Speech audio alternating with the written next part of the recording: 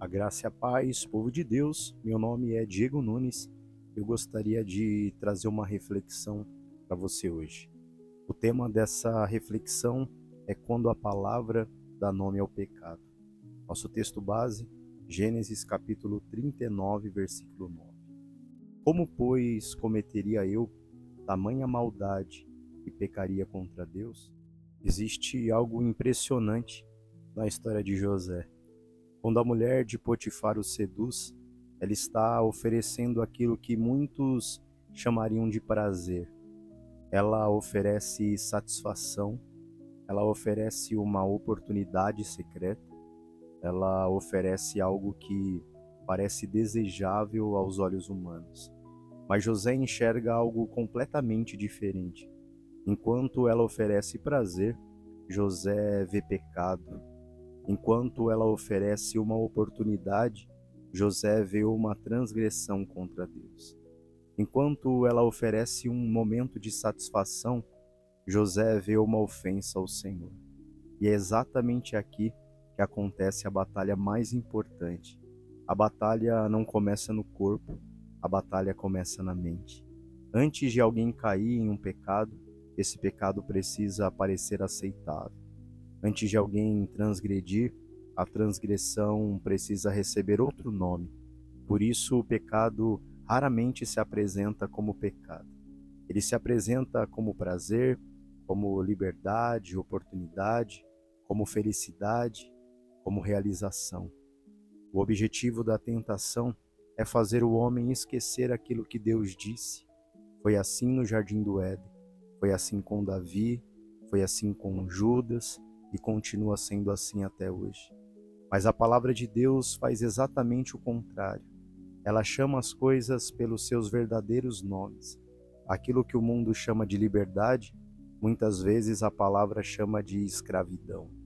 Aquilo que o mundo chama de evolução, muitas vezes a palavra chama de rebelião. E aquilo que o mundo chama de prazer, muitas vezes a palavra chama de pecado. José não vence porque possui uma natureza diferente da nossa. José vence porque interpreta a situação à luz da palavra de Deus. E aqui José olha para além da beleza, para além do desejo, do momento, e ele enxerga Deus. E é por isso que a Bíblia insiste tanto na renovação da mente, porque o maior campo de batalha do cristão não é o ambiente ao seu redor, é a maneira como ele interpreta aquilo que ele vê. A tentação funciona como uma grande onda. Ela se levanta, ela faz barulho, ela parece irresistível, ela parece maior do que realmente é. Mas existe algo maior do que a onda, a palavra de Deus. Quando os olhos estão fixos apenas na onda, ela domina a atenção.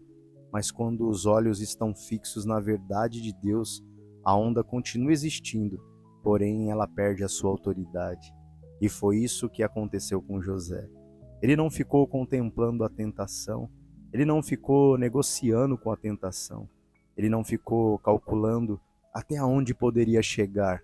Ele fugiu, porque compreendeu que algumas batalhas não são vencidas pela aproximação, são vencidas pela fuga. A palavra não apenas revela o perigo do pecado, ela também aponta para Cristo, e Cristo é infinitamente superior a qualquer prazer passageiro que o pecado possa oferecer. Toda sedução deste mundo é temporária, toda a promessa do pecado é passageira, toda a satisfação da carne é momentânea, mas Cristo permanece para sempre. Por isso a verdadeira santidade não nasce quando o pecado se torna feio, ela nasce quando Cristo se torna mais belo. José olhou para Deus e por isso a proposta da mulher de Potifar perdeu seu brilho. E essa continua sendo a vitória da igreja em nossos dias. Não confiar na própria força, não exaltar a própria resistência, não celebrar a própria capacidade, mas permitir que a palavra de Deus dê nome ao pecado e revele a beleza incomparável de Cristo.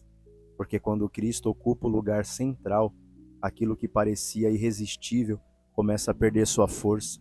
A tentação passa, o prazer passa, as seduções deste mundo passam, mas a palavra do Senhor permanece para sempre. Que o Senhor nos ajude a permanecer olhando para a sua palavra.